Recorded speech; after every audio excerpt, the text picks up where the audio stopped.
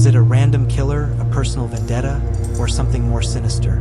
Nils, the sole survivor, had no memory of the attack. His injuries were severe: broken facial bones, stab wounds, a concussion. Yet the authorities, desperate for answers, began to look at him with suspicion. Could he have killed his own friends in a fit of madness? The theory seemed unthinkable, yet rumors spread. Gossip painted him as jealous, violent, or unstable. Investigators leaned into the idea, but the evidence remained shaky. Decades later, in 2004, Nils was formally charged with the murders. Prosecutors claimed he had attacked his friends after a jealous argument, pointing to his blood-stained shoes as proof. But in court, forensic analysis showed the evidence was inconclusive. Witnesses doubted the narrative, and Nils was eventually acquitted. Still, questions linger. If Nils did not do it, then who? Over the years, suspects emerged. One was a local kiosk owner, known for his violent temper, who allegedly confessed on his deathbed. Another was a German man seen near the campsite, but his identity was never confirmed. Others speculated about a vagrant or a passing stranger who vanished into the forests. Each lead brought hope, then disappointment. The case grew colder with each passing year. Families grieved in silence, the Finnish public haunted by the thought that a killer had walked free. The images of that blood-stained tent became a national scar. Now imagine yourself walking through that forest today. The air is quiet, serene. But you know what happened here. You know 3 young people met their end on this ground, their last night stolen. Do you feel fear, sadness, or something darker? Could the killer still be alive, smiling in anonymity? Lake Bodom became infamous. Even its beauty could not wash away the stain of violence. The story passed into legend, whispered in Finland and beyond as one of the most terrifying unsolved crimes in European history. It is the summer of 1960 in Finland. The sun lingers late into the night, casting a pale golden glow over forests and lakes that seem timeless, untouched by anything sinister.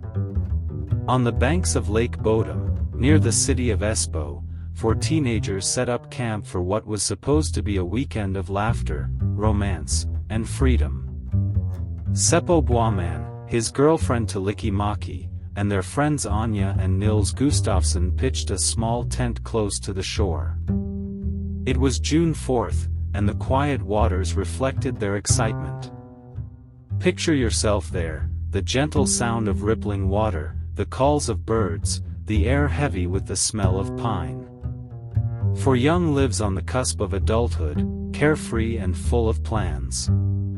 But in the stillness of that night, an unseen shadow crept closer. The following morning, fishermen passing by stumbled upon a nightmare. The tent lay collapsed, blood-soaked, and brutally slashed. 3 of the campers were dead, stabbed and bludgeoned in a frenzy of violence. Only one survived, 18-year-old Nils Gustafsson, beaten and gravely injured, his face disfigured. He was barely conscious, his body sprawled among his slain friends. Pause here for a moment. Imagine being the one to open your eyes to that horror. To see the bodies of your closest friends, to feel your own wounds and wonder why you lived when they did not. What would you do? Would you fight to remember, or try to forget? Police arrived, but their investigation quickly faltered. The crime scene was chaotic. Passers-by trampled over evidence. Items were stolen from the site, including clothes and even pieces of the victims' belongings. The tent had been disturbed, and crucial details lost forever. Already, the possibility of solving the murders was slipping away. The brutality shocked Finland. Murders were rare, especially in such a peaceful setting. The sheer savagery raised chilling questions. Who could have attacked sleeping teenagers in the dead of night? The surviving victim, Nils Gustafsson, carried the weight of suspicion for decades. His name was never fully cleared in the court of public opinion, even after acquittal. To some, he was an unlucky survivor. To others, he was the prime suspect who slipped through the cracks. Imagine living your life under that shadow, every glance a question, every headline a reminder. Could you bear that? Forensic experts continued to revisit the case. Blood patterns, weapon angles, and crime scene photographs were reanalyzed with modern methods. Yet the results only deepened the mystery. The attacks had been ferocious, driven by rage, but the killer left behind no clear fingerprints, no DNA that could survive the decades. The tent itself became an icon of horror. Displayed at times in police archives, it showed the savagery of that night, slashes from both outside and inside, as if the victims tried desperately to cut their way out while under attack. The thought is chilling, trapped in canvas, fighting against an unseen hand wielding a knife. Theories spiraled into folklore. Some said the killings were ritualistic, tied to cult activity. Others whispered of Soviet spies crossing into Finland during the Cold War. Still others believed in a lone drifter, an embodiment of senseless violence. None of these were ever proven. Ask yourself, why does the unknown terrify us more than the known? Is it the absence of answers, or the realization that it could happen to anyone, anywhere, without reason? The Bodom murders also bled into pop culture. The Finnish metal band Children of Bodom took their name from the killings, forever linking the tragedy with music and art. Horror films and novels referenced the event, cementing its place in collective memory. Yet for the families, it was no story, no legend, just loss.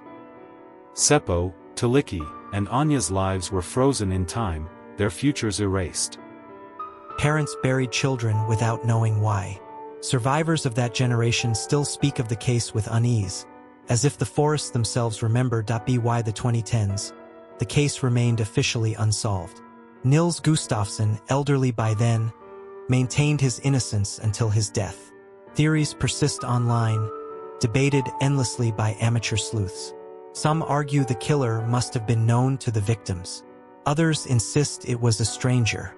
The truth lies buried in the soil of Lake Bodom, perhaps never to be unearthed. Picture yourself again at the lakeside, late at night. The water glimmers in the moonlight. The forest looms vast and indifferent. You zip up your tent, close your eyes, and try to sleep. But in the silence, you can almost hear the rustle of footsteps, the rip of fabric, the muffled scream. The Bodom murders endure because they remain unresolved. Human beings crave answers, but sometimes there are none. The case is not just about who swung the knife. It is about fear itself and how it embeds into a nation's soul. More than 60 years later, Lake Bodom is still beautiful, still a place of recreation. But for those who know its story, it will always be haunted ground. A reminder that horror can intrude anywhere, even in places that seem most serene. Would you camp there today knowing what happened? Or would the shadow of that blood-soaked tent keep you away forever?